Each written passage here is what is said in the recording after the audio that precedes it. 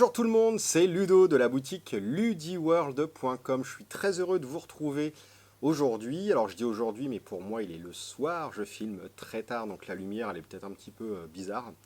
Je voulais vous parler de Power Ranger Action Card Game. C'est un jeu à collectionner qui était sorti en 2013. Et du coup, je continue un petit peu ma traversée des vieux jeux de cartes en ce moment. Je suis parti dans un délire, mais complètement n'importe quoi. Alors en fait, pour vous recontextualiser un petit peu le truc, je voulais rejouer à Seven Sea. J'ai réussi à racheter des cartes. Et puis depuis que j'ai reçu les Seven Sea, qu'on y a joué, qu'on a refait des decks, etc., c'était mi-mai, un truc comme ça. Je me suis dit, ah tiens, le petit vieux jeu, tel ou tel vieux jeu, allez, je vais le récupérer, etc. Et là, je ne me suis pas arrêté depuis le mois de mai. Et là, j'ai récupéré une tonne de trucs, mais c'est juste n'importe quoi. Je vais vous faire une petite vidéo d'ailleurs, je pense, en vous montrant un petit peu ce que j'ai reçu.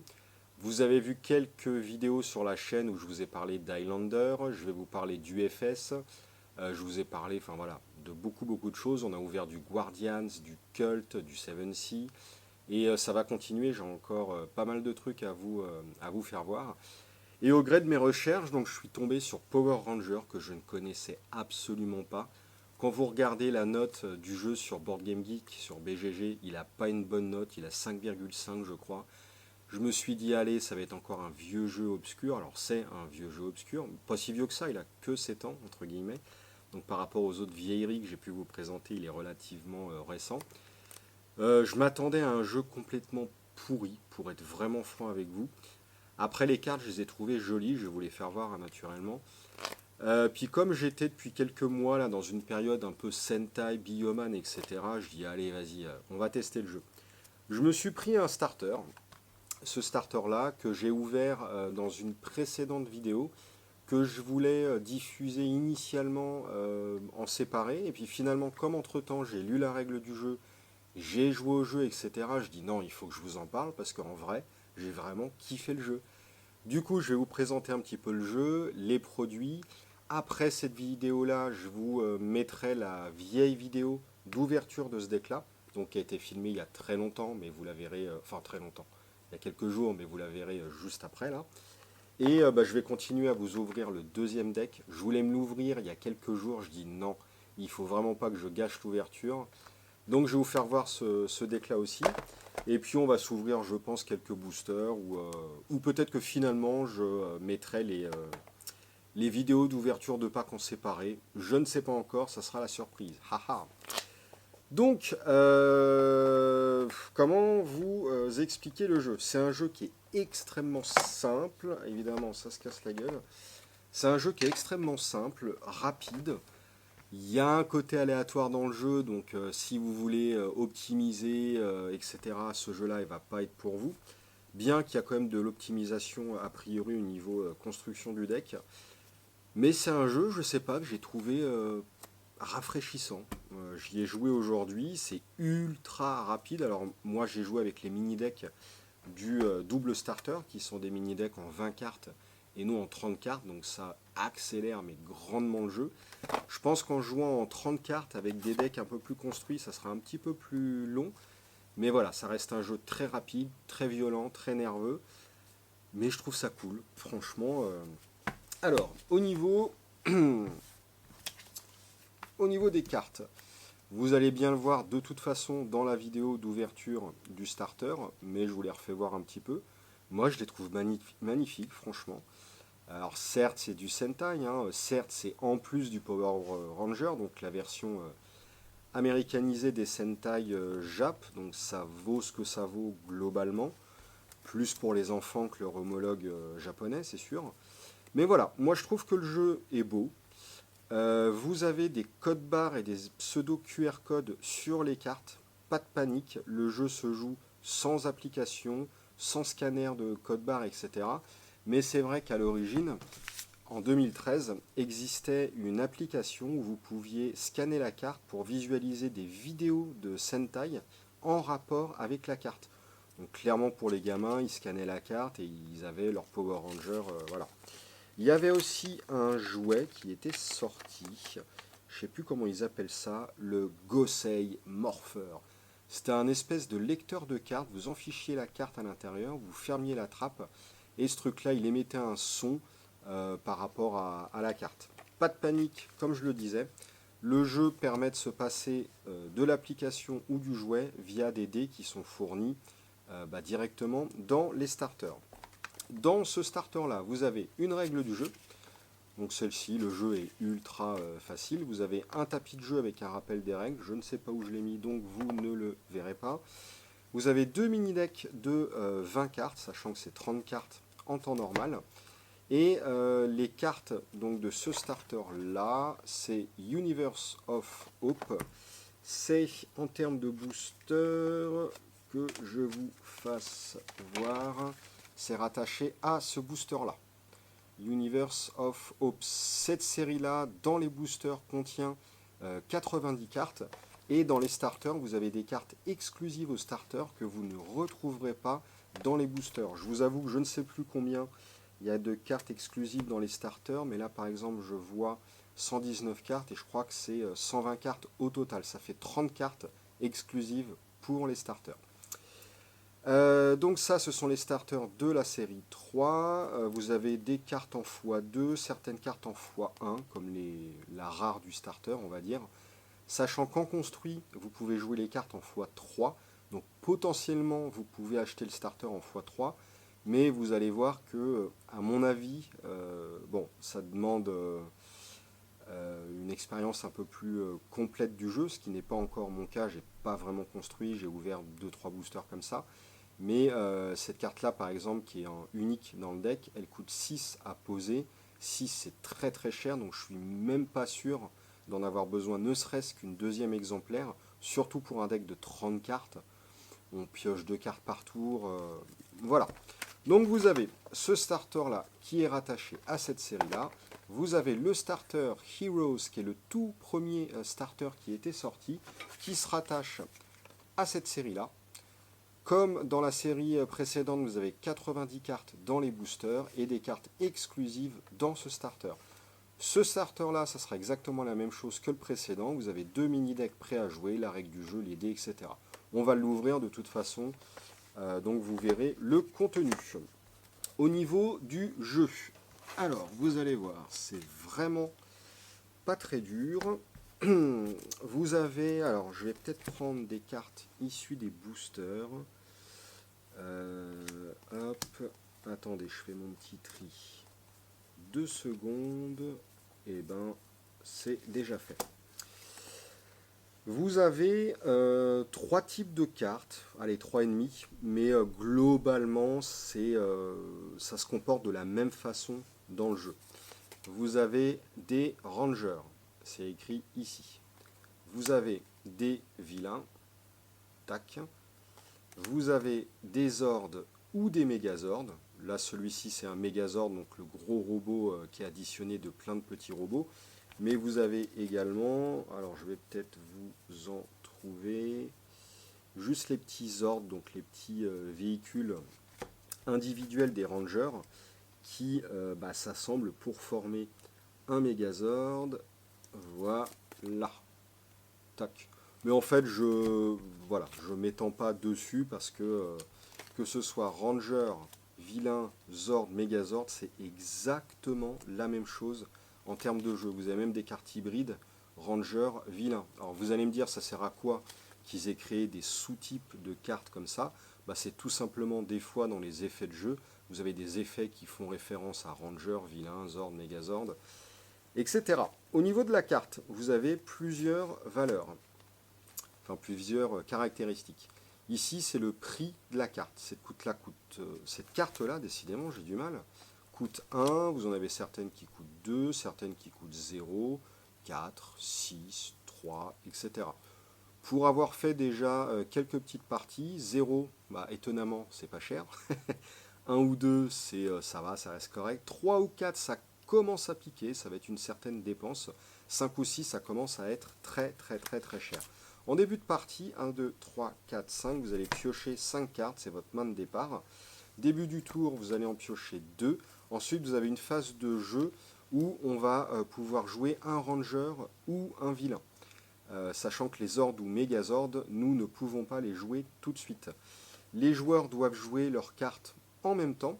Donc ce qu'on fait, c'est qu'on va la jouer face cachée, comme ça on attend que l'autre soit prêt, et dès que l'autre en face il la joue face cachée, on la révèle, et c'est comme si vous aviez joué en même temps. À ce moment-là, lorsque vous révélez votre carte, vous devez la payer. Comment ça se passe pour payer? Alors 1, 2, 3, 4, 5, 6, 7, ouais c'est ça. Vous allez simplement discarder autant de cartes que le prix de la carte. En fait, vos cartes en main, c'est du mana. Donc celle-ci, elle me coûte 1 à jouer. Écoutez, hop, je la défausse. Elle a comme caractéristique des damage 2, c'est-à-dire que si elle inflige des dégâts à votre adversaire, il se prendra 2 dégâts. Les dégâts, c'est quoi? Vous allez meuler le deck, hop, et le but du jeu, c'est de détruire complètement le deck adverse. Si vous videz la dernière carte du deck adverse, vous gagnez la partie. Donc voilà comment ça se matérialise pour les dégâts. Comment on inflige des dégâts? C'est en combat, je vais vous expliquer juste après. Parce que dans l'ordre du tour, donc vous avez la pioche, vous avez la phase où vous jouez une carte ranger ou vilain. Et ensuite, vous avez une phase d'invocation supplémentaire où à ce moment-là, vous allez pouvoir jouer un Zord ou un Mégazord. C'est seulement dans cette deuxième séquence d'invocation que vous pouvez invoquer les gros robots. Comment ça se passe? De la même façon qu'avant, vous allez jouer votre carte face cachée, vous attendez que l'adversaire en joue une ou qu'il vous dise non, c'est bon pour moi, je n'en joue pas. Il n'est pas obligé on n'est pas obligé de jouer une carte dans la phase extra summon. Par contre, on est obligé d'avoir joué une carte précédemment pour avoir le droit d'en jouer une autre. Si vous n'avez rien joué, vous ne pouvez pas jouer un Zord ou Mégazord. J'ai joué un Mégazord, hop, comme je vous l'ai expliqué, hop, ça me coûte 6. 1, 2, 3, 4, 5, 6. J'ai plus de main. J'ai invoqué mon gros robot. Ensuite, il y a une phase de jeu où on va faire un jugement. Le jugement, c'est une phase dans laquelle on va définir le niveau de puissance de votre carte. C'est là où le dé apparaît. Vous allez jeter votre dé. Hop, j'ai fait 1.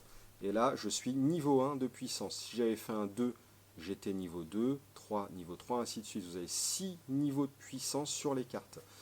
500, ça commence à être très fort. 640, 860, 1100, 1200, c'est extrêmement fort. Pour vous donner un petit peu une échelle de comparaison sur les cartes à 0, on est à peu près à 130, 150, 200.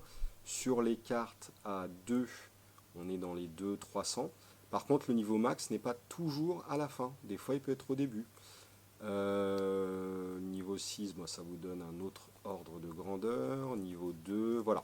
Donc plus une carte coûte cher, plus naturellement sa graduation de puissance sera élevée. Là, en l'occurrence, j'ai fait 500. L'adversaire, il va jeter un dé pour sa carte. Donc, je sais pas, on va dire qu'en face, il avait cette carte-là. Lui, il roll le niveau 2, je suis à 340. Et moi, je roll le niveau 1, je suis à 500. Voilà, vous avez compris, hein. La plus forte la plus forte va gagner le combat. À ce moment-là, je vais infliger 4 dégâts en meulant mon deck, le deck de l'adversaire. Et là, on va pouvoir infliger des dégâts supplémentaires. Vous avez une autre zone sur les cartes qui est une zone de dégâts bonus qui est gérée par un pierre, feuille, ciseau. Donc là, c'est la feuille, là, c'est le point. J'ai pas fait exprès, mais l'exemple est bon. Du coup, la feuille bat la pierre. Du coup, je vais avoir le droit d'infliger des dégâts supplémentaires parce que je suis le gagnant. Et je vais de nouveau infliger les dégâts de ma carte. Donc ça peut aller très très très vite. Si vous gagnez un combat, vous faites les damages, vous gagnez le pierre-feuille-ciseau, vous infligez encore des dégâts additionnels. Ça peut être vraiment très très très violent. Si par contre j'avais perdu le pierre-feuille-ciseau ou s'il y avait égalité, je gagnais quand même mon combat, donc je faisais les dégâts, mais derrière je ne faisais pas de dégâts bonus. Une fois qu'on a géré ceci, on va effacer toutes les cartes. Le gagnant défausse ses cartes, ça part à la poubelle.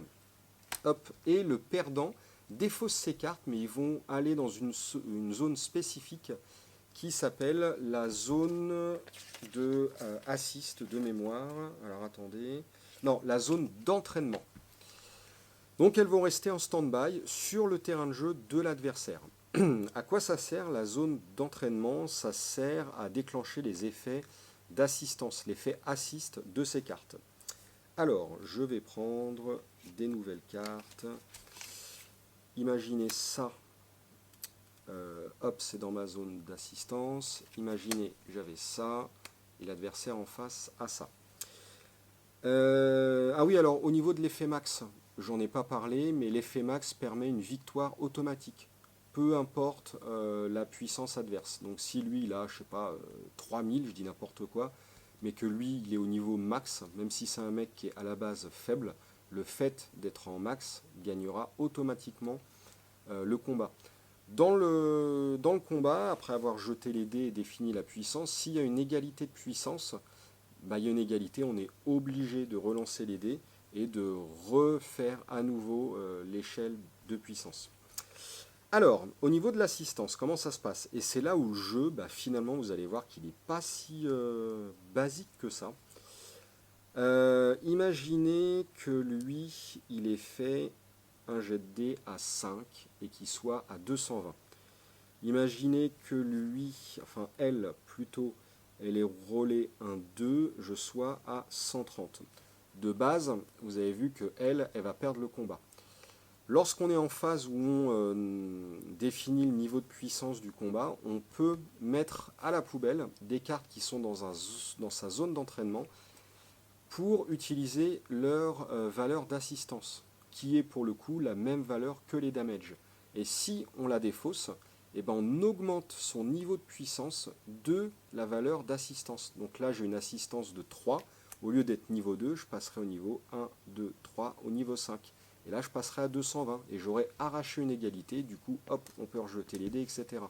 Alors là, manque de bol, c'était une égalité, mais des fois, le fait de défausser et d'assister va vous faire monter de niveau et vous allez complètement outrepasser la puissance adverse.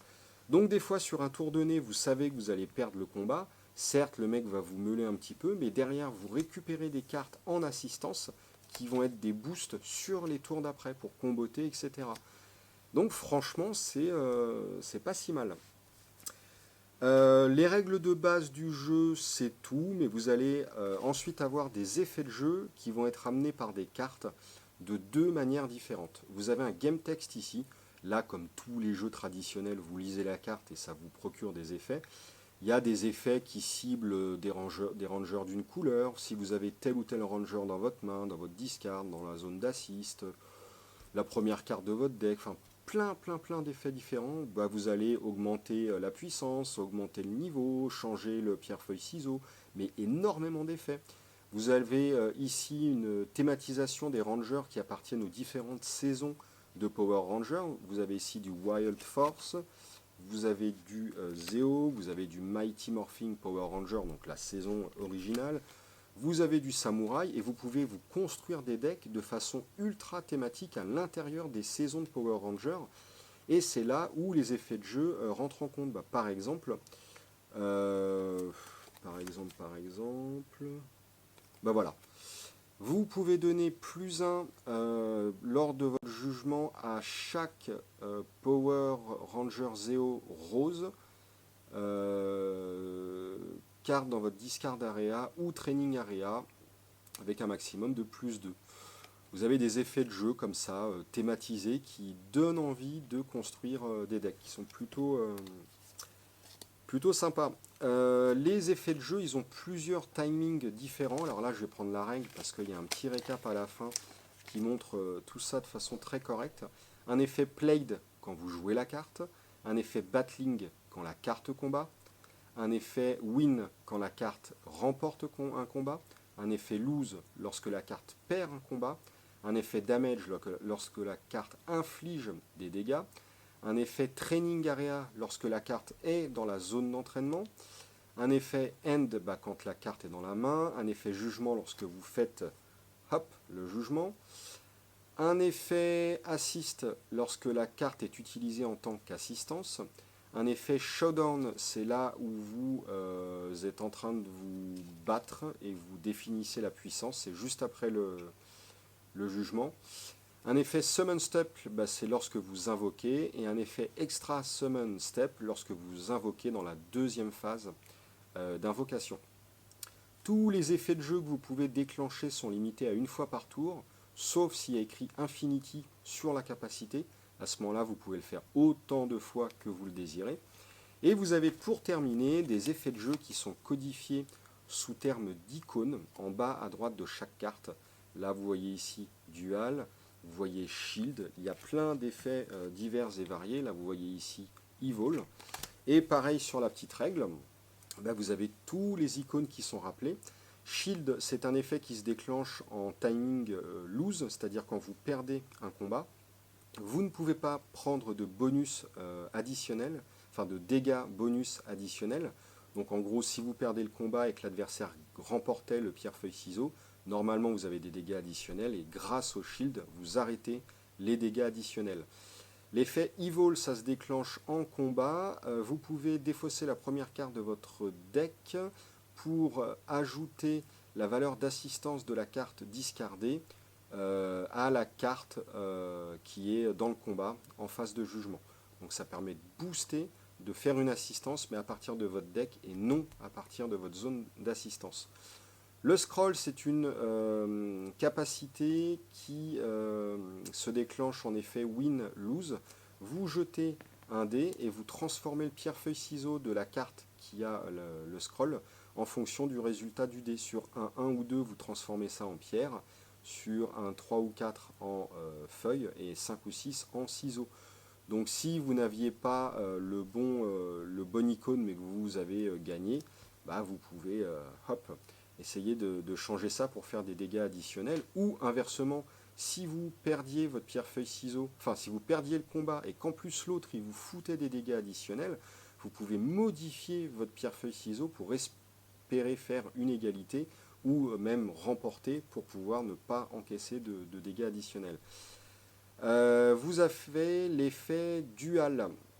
Alors l'effet dual, donc c'est ça. Lorsqu'une carte avec dual est dans votre zone d'assistance et que vous utilisez la carte en tant que mana pour jouer votre carte, elle vous procurera 2 mana au lieu d'un seul. Tout à l'heure, je vous disais que pour jouer vos cartes, le prix était indiqué ici. Et pour jouer les cartes, bah, vous défaussiez des cartes de votre main. 3 mana, 3 cartes. Ce que je ne vous avais pas dit, c'est que les cartes dans la zone d'assistance peuvent aussi servir de mana en les défaussant. Et donc, du coup, les cartes qui ont l'icône dual peuvent servir de double mana. Donc ça, c'est plutôt très très très très bon. On peut imaginer des cartes dual très faibles que vous jouez en début de partie pour pas grand chose. Bah là, concrètement, c'est ça. Hein. Vous la jouez pour 0, vous la révélez, vous perdez le combat, vous allez prendre des dégâts, ok, mais derrière ça va en zone d'assistance, vous avez 2 manas de plus au tour d'après. Enfin, je vous dis, le jeu il est ultra simple, mais il y a quand même une vraie profondeur de jeu qui se dessine. Et la dernière capacité, c'est la capacité d'allier, qui se déclenche que quand la dite carte est dans la zone d'entraînement. Lorsque cette carte est défaussée en tant qu'assistance, elle donne une assistance additionnelle de +1 à votre jugement. Donc là, j'ai pas d'effet allié, quoique je peux peut-être essayer de vous en... Bah tenez, voilà, de vous en trouver. Celle-ci, imaginez qu'elle est dans ma zone alliée, je veux la défausser, normalement je fais un jugement à +1, et ben grâce au fait qu'elle soit alliée, je fais encore un +1 qui va moduler la petite réglette ici. Donc vous avez vu que tout est défini par un jet de dés, mais vous pouvez quand même vous en sortir avec l'assistance, avec les combos de cartes. Voilà. Bah écoutez, c'est tout du coup pour la règle du jeu. Hein. Vous avez vu que c'est très très très rapide. C'est très simple, mais malgré tout, je vous dis, il y a quand même des petites subtilités. Et là, moi, j'ai fait déjà quelques petites parties et je sais pas, j'ai vraiment envie de poursuivre. Donc encore un nouveau jeu, j'en ai marre, marre, il y en a de trop. Si vous voulez voir des parties, bah, n'hésitez pas à commenter. Mais ouais, ça me plaît bien, je pense que je vais vous montrer ça. Bah écoutez, en fait, je vais pas vous montrer les ouvertures de deck dans cette vidéo-là.